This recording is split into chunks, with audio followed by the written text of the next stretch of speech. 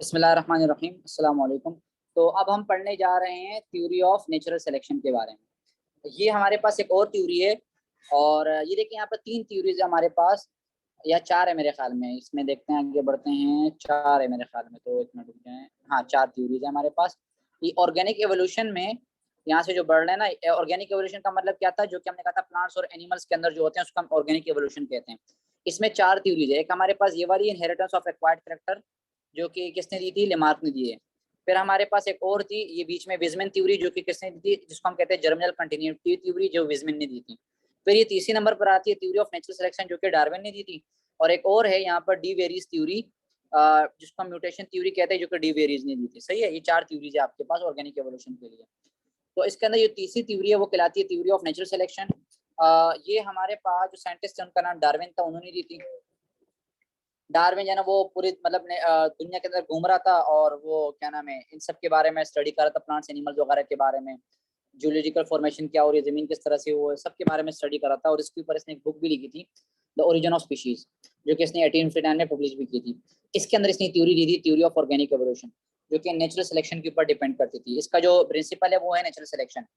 पीछे जो हमने लेमार्क के बारे में पढ़ा था, उसकी जो प्रिंसिपल था वो था use and disuse of organic. बड़ी दो थ्योरीज है, बाकी दो छोटी छोटी थ्योरीज है।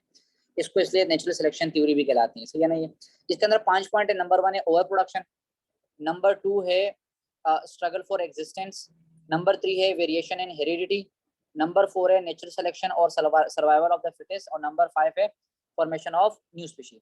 ये 5 है। फिर इसके ऊपर मजीद उसी तरह के यहाँ पर भी ऑब्जेक्शंस आ जाएंगे, जो कि डार्विन की थ्योरी को दिए गए थे। और ये 7 किस्म के 7 ऑब्जेक्शन है यहाँ पर। अब आते हैं यहाँ पर, नंबर 1 है आपके पास ओवर प्रोडक्शन। देखें, मैं आप लोग को पहले एक चीज बताता हूँ, ये मैं आपको पहले बताया हुआ है ओवर प्रोडक्शन, कि जितना ऑर्गेनिज्म सिंपल होगा, जितना ऑर्गेनिज्म सिंपल होगा, उतना उसका इम्यूनिटी क्या होगी, उसकी उतनी इम्यूनिटी कम होगी। तो इसलिए इसी वजह से उसके जो रिप्रोडक्शन रेट होगा वो बहुत ज्यादा हाई होगा। इसी वजह से उसका रिप्रोडक्शन रेट क्या होगा, हाई होगा। और जितना ऑर्गेनिज्म कॉम्प्लेक्स होता जाएगा, उतना रिप्रोडक्शन रेट क्या होता जाएगा, कम होता जाएगा। सही है, उतना रिप्रोडक्शन रेट कम होता जाएगा। तो यहाँ पर देखें, यहाँ लिखा हुआ है ओवर प्रोडक्शन, कि जितने भी ऑर्गेनिजम्स है ना, उनके बहुत ज्यादा हाई रिप्रोडक्टिव रेट होता है।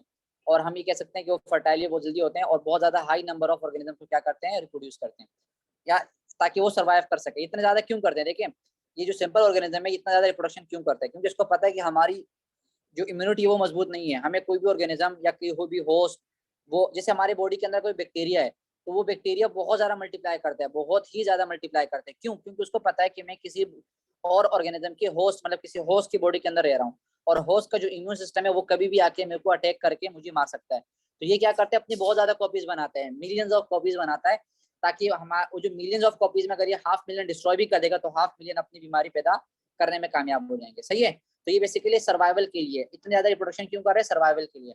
और कॉम्प्लेक्स ऑर्गेनिज्म को तो वैसे ही पता है कि भाई हमारे क्या नाम है, क्या नाम है अपना, इम्यूनिटी जो है ना वो मजबूत है, तो इसलिए रिप्रोडक्शन करने की जरूरत ही नहीं है।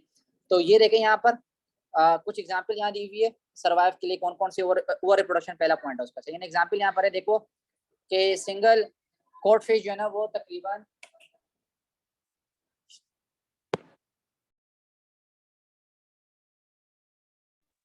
सिंगल कोट फिश जो है ना वो यहाँ पर 5 to 7 मिलियन एग्स जो है ना सिंगल सीजन के अंदर देती है। 5 to 7 मिलियन का मतलब क्या है, 1 मिलियन का मतलब 10 लाख। तो इसका मतलब है ये तकरीबन 50 से 70 लाख अंडे जो है ना वो एक सिंगल सीजन के अंदर दे रही होती है। कॉड फिश एक सिंगल सीजन के अंदर 50 से 70 लाख अंडे दे रही होगी। एक हाउस फ्लाई, अच्छा मैं कलर चेंज कर देता हूँ, आप लोगों को याद रहेगा। हाँ, एक हाउस फ्लाई 120 अंडे देती है, किसके अंदर, 6 टाइम्स एवरी समर। हर समर सीजन में 6 मरतबा वो 120 बच्चे पैदा करते हैं। तो 120 का मतलब कितना हो गया, ये 720। तो मतलब एक 6 महीने के अंदर वो 720 अंडे देती है। कितने अंडे देती है, 720। आप अंदाजा लगा लो। एक स्टार फिश एक साल के अंदर मिलियन एग्स देती है, मतलब 10 लाख अंडे अंडे दे रहे होते हैं एक स्टार फिश। सही है। एक रेबिट वो ब्रीड करता है एज ऑफ 6 मंथ, जब वो 6 महीने का होता है तो वो ब्रीड करने के लायक हो जाता है। सही है। और वो तकरीबन 6 यंग देता है 1 लीटर के अंदर, मतलब और 4 लीटर्स इन अ ईयर। एक ईयर में वो 4 मरतबा लीटर्स पैदा करता है, और हर लीटर के अंदर 6 बच्चे पैदा होते हैं। तो 6 4 24, यानी कि एक साल के अंदर वो 24 बच्चों को पैदा करेगा। कितने बच्चों को पैदा करेगा? 24। सही है। जो स्लोएस्ट ब्रीडर है, जो एलिफेंट है, वो अपने 100 साल जिंदगी में एक्टिव पीरियड मतलब 60 ईयर्स अगर उसका ब्रीडिंग पीरियड एक्टिव हो तो वो तकरीबन 6 बच्चों को पैदा करते हैं। कितने बच्चों का? आप अंदाजा लगा लो कि एलिफेंट कितना बड़ा है, कितना कॉम्प्लेक्स है। सिर्फ और सिर्फ 100 साल में वो 6 बच्चों को पैदा करते हैं। और यहाँ देखो, अगर हम सिंगल कोड फिश की बात करें, उसको पता है कि भाई मैं ऐसी जगह पर रह रहा हूँ जहाँ पर बहुत ज्यादा प्रीडेटर वगैरह मौजूद है, तो वो क्या करता है, एक ही सीजन के अंदर वो 50 से 70 लाख अंडे दे रहता है। सही है, इसी वजह से। सही है। तो ये आपके पास हो गए इतने सारे ओवर प्रोडक्शन के बारे में हो गए। तो ये इसने कहा था लिमार्कने की पहला पॉइंट यही है कि भाई ऑर्गेनिज्म जो है ना वो बहुत ज्यादा रिप्रोड्यूस करेंगे। अब दूसरा सवाल ये है, दूसरा जो पॉइंट बनता है वो डायरेक्ट आपके जहन में आना चाहिए, वो है स्ट्रगल फॉर एग्जिस्टेंस। इतने सारे ऑर्गेनिज्म अगर पैदा होंगे तो वो आपस में लड़ेंगे, वो दूसरी स्पीशीज के साथ लड़ेंगे, वो एनवायरनमेंट के साथ उसको लड़ना पड़ेगा ताकि वो क्या करे, खुद को सर्वाइव करवा सकें। तो सेकंड पॉइंट यहीं से निकलता है कि इतनी ज्यादा ओवर प्रोडक्शन, लॉजिकल जो रिजल्ट निकलेगा ओवर प्रोडक्शन का वो क्या होगा कि भाई कंपटीशन होगा। किसके लिए? फूड के लिए कंपटीशन होगा, स्पेस के लिए होगा, और बाकी जितनी जिंदगी की जितनी भी जरूरत है सबके लिए कंपटीशन होगा। मतलब वो आपस में क्या करेंगे? लड़ेंगे। सही है। तो ये क्या है? स्ट्रगल ऑफ एग्जिस्टेंस, ये दूसरा पॉइंट है। अब इसमें स्ट्रगल जो है ना वो 3 किस्म का हो सकता है। एक कहलाता है इंटर स्पेसिफिक, एक कहलाता है इंटर स्पेसिफिक, एक कहलाता है एनवायरमेंटल स्ट्रगल। इंटर का मतलब होता है कि सेम स्पीशी आपस में लड़ रही है, सेम स्पीशी आपस में लड़ रही है, जिनकी सिमिलर नीड्स होती हैं। फॉर एग्जाम्पल हम एग्जाम्पल ले लेते हैं इंट्रा स्पेसिफिक में। जैसे शेर शेर लड़ते हैं आपस में, है ना, शेर शेर आपस में अक्सर लड़ रहे होते हैं। आपको पता है कि वो आपस में क्या करते हैं, अक्सर लड़ना स्टार्ट कर देते हैं। तो ये पहला है इंट्रा स्पेसिफिक। या फिर हम अपनी एग्जाम्पल ले लेते हैं, इंसान इंसान से लड़ रहा होता है, तो वो किसके लड़ रहा होता है? भाई किसी जगह के लिए, या भाई भाई से लड़ रहा होता है। तो ये कहलाते हैं इंट्रा स्पेसिफिक। सेम स्पीशी के दरमियान जो लड़ाई होती है, जिनकी नीड्स भी क्या होती है? सेम होती है। तो वो सेम नीड्स के लिए आपस में लड़ाई करके जो मर जाएगा वो हार गया, जो जिंदा रह गया उसके लिए वो क्या होंगी? वो जरूरत वो अपनी पूरी करेगा। नंबर सेकंड पॉइंट है इंटर स्पेसिफिक, और स्पीशीज के दरमियान जो होती है, डिफरेंट स्पीशीज के दरमियान। जैसे फॉर एग्जाम्पल इंटर स्पेसिफिक की अगर हम एग्जांपल ले, तो कैट जो है ना वो मतलब डॉग और कैट आपस में लड़ रहे होते हैं। या फिर जंगल की तरफ जाओ तो शेर किसी और इस तरह ऑर्गेनिज्म के साथ लड़ेगा जो कि उसके फूड के ऊपर आएगा। तो ये कहलाते हैं इंटर स्पेसिफिक, जो कि डिफरेंट स्पीशीज के दरमियान लड़ाई को कहते हैं। थर्ड जो आपके पास है वो इन्वायरमेंटल स्ट्रगल, जो कि जितने भी ऑर्गेनिज्म है ना ये क्या करेंगे, ड्राउट कंडीशन के खिलाफ लड़ेंगे, रेन या कोल्ड या लाइटनिंग, इसके लिए जो लड़ रहे होते हैं, इसके लिए स्ट्रगल कर रहे होते हैं। तो this is known as environmental struggle. सही है।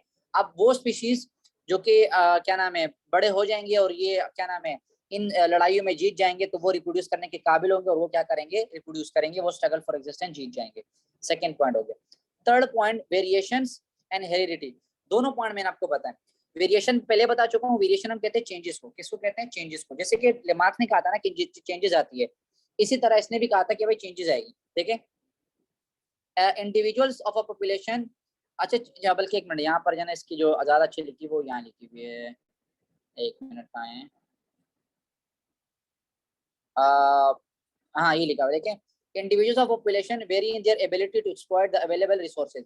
हर ऑर्गेनिज्म के अंदर अलग अलग किस्म की एबिलिटी होती है कि वो जो रिसोर्सेज अवेलेबल है उसका इस्तेमाल कर सके, जो नेचर के अंदर जो भी रिसोर्सेज अवेलेबल है उसका इस्तेमाल कर सकें। जैसे हम मौजूद है और हमारे साथ कुछ और लोग भी मौजूद है। देखें अब कुछ लोग ऐसे होते हैं कि वो रिसोर्सेज का इस्तेमाल बेहतर तरीके से कर पाते हैं, कुछ ऐसे होते हैं कि वो रिसोर्सेज का इस्तेमाल सही तरीके से नहीं कर पाते। तो ये यानी वेरिएशन आती है हर ऑर्गेनिज्म के अंदर। यहाँ तक कि जो एक सेम पेरेंट के जो 2 ऑफस्प्रिंग है वो भी एग्जैक्टली अलाइक नहीं होते। सही है ना, जिसको हम लोगों ने लास्ट टाइम पढ़ा था जो ट्विंस होते हैं, तो वो भी, या ट्विंस की बात अगर हम नहीं भी करें, या ट्विंस के अंदर भी चेंजेस आती है। आपको पता है ट्विंस भी हमने कहा था चेंज होंगे। या अगर एक ही ऑफस्प्रिंग के अंदर पेरेंट से 2 बच्चे पैदा हुए, तो 2 बच्चों के अंदर जो एबिलिटी होती है वो अलग अलग होती है, 2 बच्चों के अंदर जो एबिलिटी होती है वो क्या होती है? अलग अलग होती है। सही है। तो ये जो माइनर वेरिएशंस है क्या नाम है, are one of the innate property of living things. ये हर ऑर्गेनिज्म के अंदर, इनेट का मतलब क्या होता है? जो कि पैदाइशी होती है। सही है ना। ये जो माइनर वेरिएशन है जो कि हर एक के अंदर आ रही है, ये पहले से मौजूद होती है। Organism with variation that better equipped them to survive in a particular environment will be favoured over others that are less. In this way nature will select such organism for future propagation. अब देखें, वो organism जो कि जिसके अंदर ये variation अच्छी तरीके से आई हुई है, जिसने इस वेरिएशन का सही तरीके से इस्तेमाल किया है और उसने जो रिसोर्सेज अवेलेबल है उसका सही तरीके से इस्तेमाल करना जान लिया है और सही तरीके से इस्तेमाल कर रहा है रिसोर्सेज को, तो वो क्या करेगा, आगे बढ़ेगा। वो क्या करेगा, आगे बढ़ेगा। जैसे मैं अक्सर कहता हूँ तालीम के बारे में, या फिर मैं कहता हूँ कि आपके पास इंटरनेट मौजूद है तो आप घर बैठे बैठे जिससे आप लोगों को पता हो कि अभी जितने भी आने वाले जो क्या नाम है जमाना है, उसके अंदर क्या होगा कि माइक बंद कर दें। तो जो आने वाला जमाना है उसके अंदर क्या होगा कि क्या कहते हैं, हाँ, जितने भी काम होंगे वो ऑनलाइन होंगे। वो क्या होंगे, ऑनलाइन होंगे। अनम बेटा माइक बंद कर दें।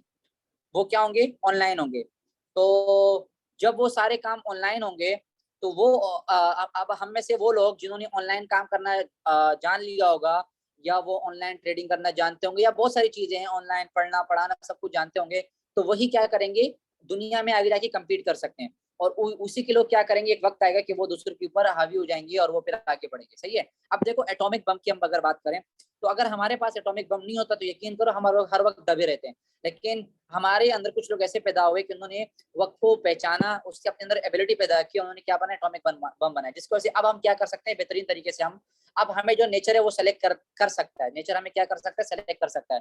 तो वो ऑर्गेनिज्म जो कि इन वेरिएशन का सही तरीके से इस्तेमाल करे, और इनका इस्तेमाल करते हुए वो इन्वायरमेंट को सही तरीके से इस्तेमाल करे, उसके रिसोर्सेज को सही तरीके से इस्तेमाल करे, तो नेचर क्या करेगा, वो ऐसे ऑर्गेनिज्म को क्या करेगा, सेलेक्ट करेगा, और वो आगे क्या करेगा, अपनी ऑर्गेनिज्म अपने जनरेशन को कंटिन्यू करेगा। क्या करेगा, ऑर्गेनिज्म जनरेशन क्या करेगा, कंटिन्यू करेगा। क्लियर है।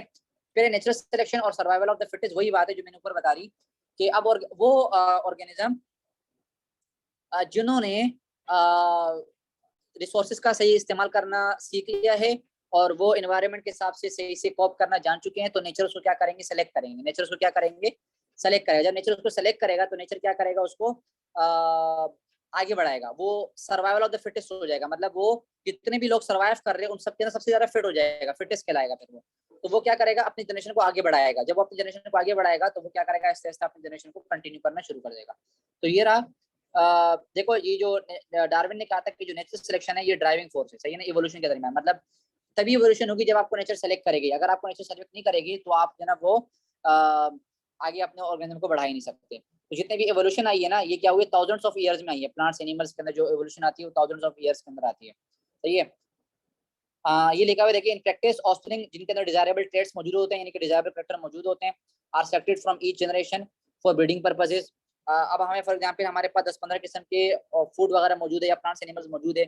अब हम उसमें से चाहते हैं कि भाई कुछ एनिमल्स हम चाहते हैं कि वो सर्वाइव करे, बाकी ना करे। तो हम क्या करेंगे, हर ऑर्गेनिज्म के अंदर, हर स्पीशी के अंदर वो ऑर्गेनिज्म जो कि डिजायरेबल ट्रेट रखते हैं, डिजायरेबल कैरेक्टर रखते हैं, हम उसको सेलेक्ट करेंगे और फिर उनको क्या करेंगे, हम उनको रिप्रोड्यूस करवाएंगे। क्या करेंगे, रिप्रोड्यूस करवाएंगे, और जो ब्रीडिंग होगी वो कंटिन्यू होगी, और इस तरह से वो ऑर्गेनिज्म पैदा होंगे जिनके अंदर वो डिजायर कैरेक्टर क्या होंगे, मौजूद होंगे।